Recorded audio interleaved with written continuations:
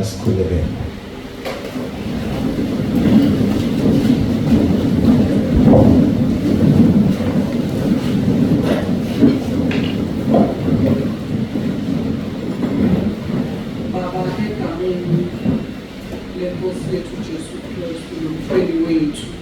Siyabonga uNkulunkulu wethu ongcwele, siyabonga ubufakazi babantwana bakho, siyabonga uNkulunkulu wethu ongcwele kukho konke osokwenzile uthezwini lakho zazisele izimangaliso zami phakathi kwabantu bakwenzile ke uNkulunkulu wethu ongcwele lokho uphinde uthi ezwini lakho kanjalo njengoba uMose waliphakamisa inyoka ehlane kanjalo indodana yomuntu ifanele ukuphakanyiswa.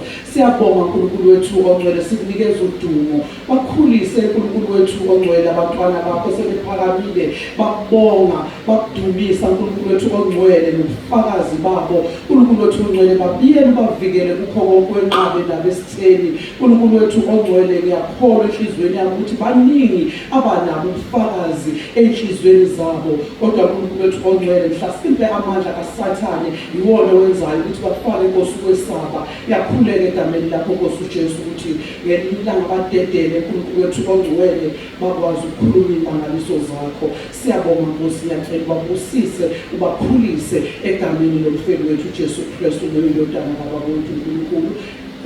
In Jesus' name we pray, amen. uJesu Kristu inkosi.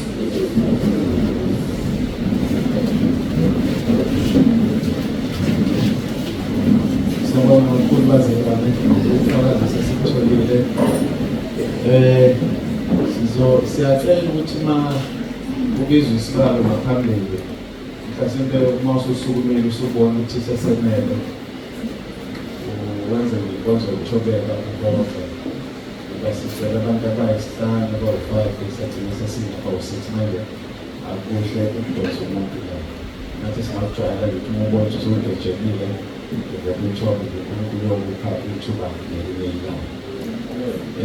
Sinomculo-ke omibili kunosisi uNesikhumalo ozosithulela, soceleze ngaphambili futhi yena-ke uzoma la phambi kwami mayesecula bese kuthi abanye bazolandela ineschoir sesodedela ama-technicians ethu beyibona basihlelela ukuthi benze njani ngaphandle bakwazi ukuthi siyacela-ke Mtungwa bese ngaphambili. Izono zami zazinga etaba